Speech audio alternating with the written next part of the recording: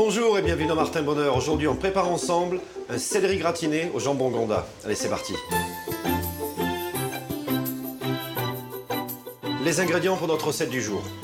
On a un petit peu de cresson, des magnifiques tranches de jambon Gonda bio, ici 10 centilitres de crème, 3 cuillères de moutarde en grains et un beau céleri. Alors, éplucher du céleri, c'est pas très facile parce que c'est plus qu'une peau, c'est une écorce presque.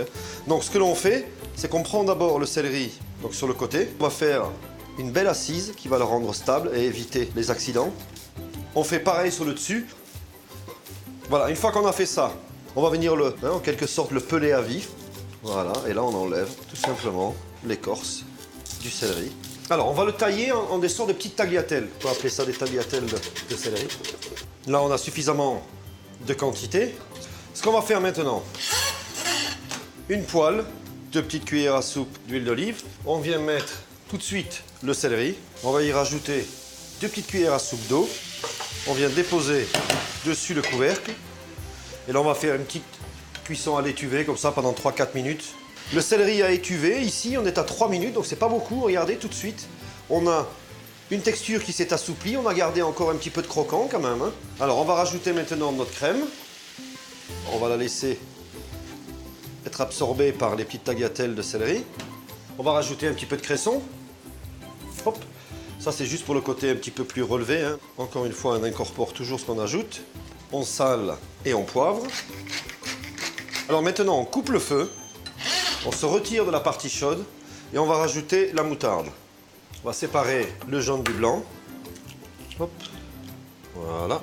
On va rajouter le jaune dans la préparation. On va bien le mélanger. Et on peut disposer ça dans le plat à gratin. Voilà, une fois qu'on a fait ça, alors soit on le met sous le grill dans le four, si jamais vous le faites à l'avance, qui refroidit un petit peu. Vous pouvez même le mettre au frigo et le repasser au four 15 minutes à 170 degrés.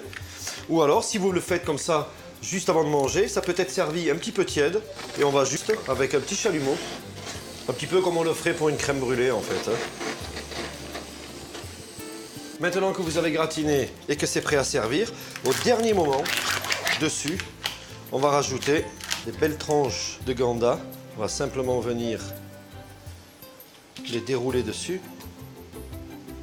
Alors il faut toujours savoir qu'on aurait pu faire ça avec des pommes de terre, on aurait pu faire un mélange de céleri ou de potimarron ou du butternut, on aurait pu le faire avec du chou-fleur, enfin vous avez compris, on aurait pu pratiquement le faire avec tous les légumes.